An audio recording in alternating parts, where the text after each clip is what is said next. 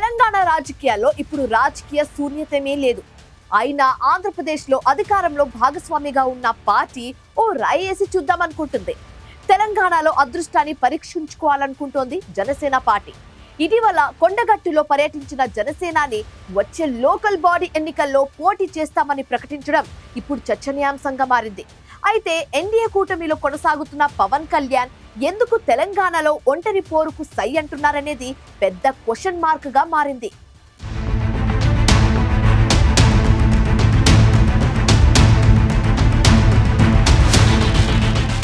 పవన్ కళ్యాణ్ తెలంగాణ రాజకీయాలకు కొత్త కాదు. అయితే రాష్ట్ర విభజనకు పూర్వం ప్రజారాజ్యం పార్టీలో ఉత్తర తెలంగాణలో యువరాజ్యం పేరుతో పవర్ స్టార్ చేసిన హడావిడి అంతా ఇంత కాదు.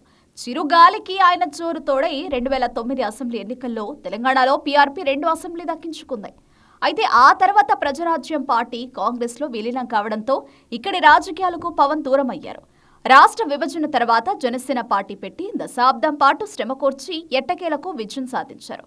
ప్రస్తుతం ఆంధ్రప్రదేశ్లో కూటమి సర్కార్లో డిప్యూటీ సీఎం హోదాలో కీలకంగా ఉన్నారు. హైదరాబాద్తో తెలంగాణ ఉద్యమకారులకు అనుబంధం ఉన్న పవన్ కళ్యాణ్ ఇక్కడి పోరాట తత్వాన్ని పదే పదే గుర్తు చేసుకుంటారు.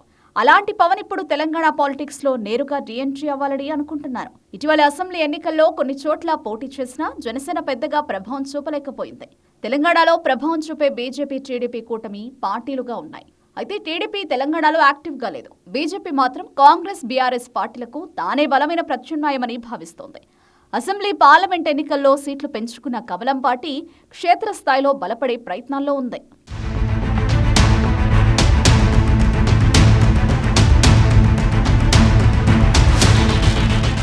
త్వరలో తెలంగాణ రాష్ట్ర వ్యాప్తంగా 116 మున్సిపాలిటీలు, 7 కార్పొరేషన్లకు ఎన్నికలు జరగబోతున్నాయి.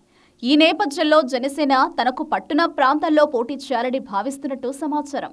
ఆంధ్రప్రదేశ్లో ఇప్పటికే బీజేపీ, టీడీపీతో పొత్తులో ఉన్న జనసేన తెలంగాణలోనూ అదే ఫార్ములా అమలు చేస్తుందా అన్న ప్రశ్న ఇప్పుడు తెలంగాణ పాలిటిక్స్ లో వినిపిస్తోంది. తెలంగాణలో బీజేపీతో పొత్తుపై అనుమానాలు వ్యక్తమవుతున్నాయి. తెలంగాణ బీజేపీ నేతలు రాష్ట్రంలో జనసేనతో పొత్తు లేదని స్పష్టంగా చెబుతున్నా రాజకీయాల్లో చివరి నిమిషంలో ఏదైనా జరగొచ్చన్న అభిప్రాయం ఉంది. అయితే పవన్ కళ్యాణ్ తీసుకున్న నిర్ణయంపైనే ఇప్పుడు అందరి దృష్టి కేంద్రీకృతమైంది. జాతీయ స్థాయిలో చూస్తే జనసేన, బీజేపీ మధ్య సాన్నిహిత్యం ఉంది. అందువల్ల జాతీయ స్థాయిలో చర్చలు జరిగి తెలంగాణలోనూ పొత్తు కుదిరినా ఆశ్చర్యపోవాల్సిన అవసరం లేదని రాజకీయ వర్గాలు భావిస్తున్నాయి. తెలంగాణలో జనసేన ఇప్పటికీ పూర్తిస్థాయి రాజకీయ శక్తిగా ఎదగలేదు. అయినా పవన్ కళ్యాణ్ వ్యక్తిగత ఇమేజ్, యువతలో ఆయనకున్న క్రేజ్తో పార్టీకి ప్రత్యేక గుర్తింపు ఉంది. దీన్నే బలంగా చేసుకుని మున్సిపల్ ఎన్నికలతో తెలంగాణలో కాలుమోపాలని జనసేన అధినేత పవన్ భావిస్తున్నట్లు తెలుస్తోంది.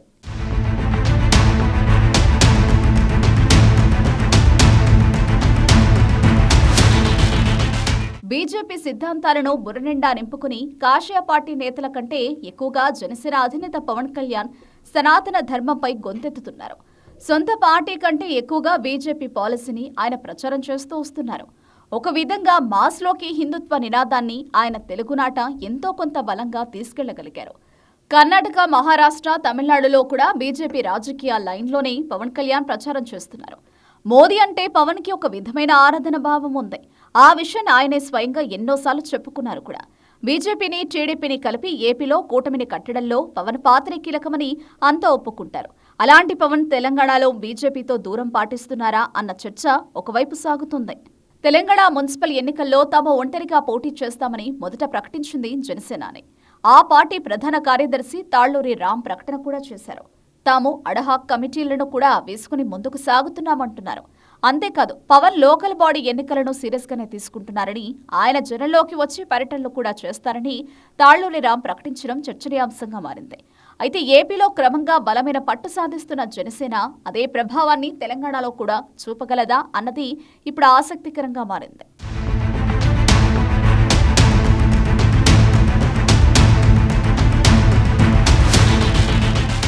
ఒకవేళ జనసేన తెలంగాణలో బీజేపీతో పొత్తు పెట్టుకుంటే కొన్ని కీలక స్థానాల్లో ప్రభావం చూపే అవకాశం ఉంది.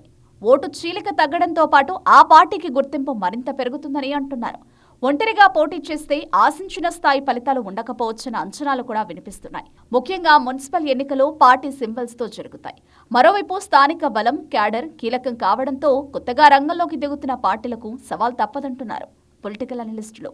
అయితే తెలంగాణలో జనసేన పోటీ కేవలం స్థానిక ఎన్నికలకే పరిమితమా, లేకపోతే రాబోయే అసెంబ్లీ ఎన్నికలకు ముందస్తు అడుగులా అన్న ప్రశ్న తలెత్తుతోంది. జనసేన తెలంగాణలో పోటీ చేస్తే ఎవరికి లాభం, ఎవరికి నష్టం అనే చర్చ అప్పుడే మొదలైంది. కాంగ్రెస్, బీఆర్ఎస్ లో ఎవరికి ఎక్కువ నష్టమనే అంచనాలు వేసుకుంటున్నారు. బలమైన క్యాడర్ ఉన్న రెండు పార్టీలు దీన్ని అంత తేలిగ్గా తీసుకుంటాయా అనే అనుమానాలున్నాయి. టీడీపీ అధినేత చంద్రబాబు దీన్ని ఎలా చూస్తారనే చర్చ కూడా నడుస్తోంది. తమ రాజకీయ శత్రువు బీఆర్ఎస్ బలపడకుండా చూడటమే మేలని చంద్రబాబు భావిస్తున్నట్టు చర్చ. రేవంత్ రెడ్డికి రాజకీయంగా నష్టం చేసేలా పవన్ కళ్యాణ్ వ్యూహం ఉంటే టీడీపీ అధినేత ఊరుకుంటారా అనే చర్చ పొలిటికల్ సర్కిల్స్ లో నడుస్తోంది. తెలంగాణలో సొంతంగా బలపడి అధికారంలోకి రావాలని బీజేపీ చూస్తోంది. బీఆర్ఎస్ పాలనలో కాంగ్రెస్ ఏలుబడిని చూసిన ప్రజలు తమకు ఒక ఛాన్స్ ఇస్తారని ఆ పార్టీ ఆశలు పెట్టుకుంది. స్థానిక సంస్థల ఎన్నికల్లో సత్తా చాటాలని చూస్తున్న బీజేపీకి జనసేన నుంచి వచ్చిన ఈ తాజా ప్రకటన అయితే మింగుడు పడ్డం లేదని అంటున్నారు. ఓవైపు బీజేపీ అధ్యక్షుడు రామచంద్రరావు జనసేనతో పొత్తు ఉండదని, ఆ అవసరం కూడా తమకు లేదన్నారు. అయితే బీజేపీ చేసిన ఈ ప్రకటన మీద కూడా జనసేన ప్రధాన కార్యదర్శి తాళ్లూరి రామ్ రియాక్ట్ అయ్యారు. తెలంగాణ మీద పవన్ కళ్యాణ్కి ఎంతో ప్రేమ ఉందన్నారు. అందుకే మున్సిపల్, జీహెచ్ఎంసీ ఎన్నికల్లో పోటీ చేస్తున్నామని ఆయన స్పష్టం చేశారు.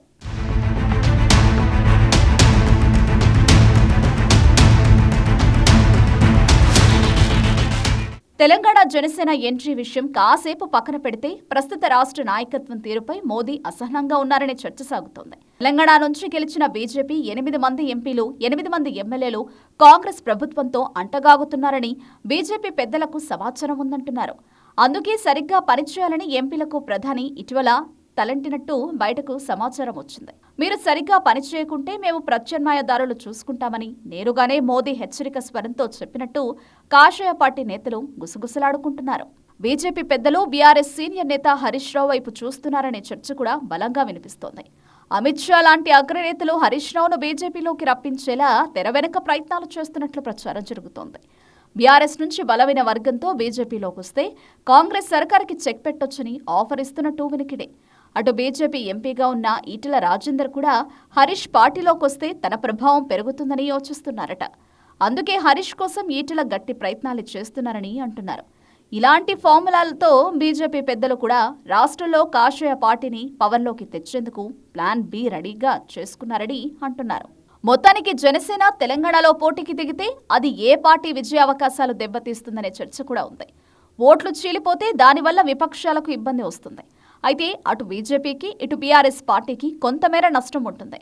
అయితే ఎక్కువ నష్టం మాత్రం అధికార కాంగ్రెస్ పార్టీకేననే వాదన కూడా ఉంది.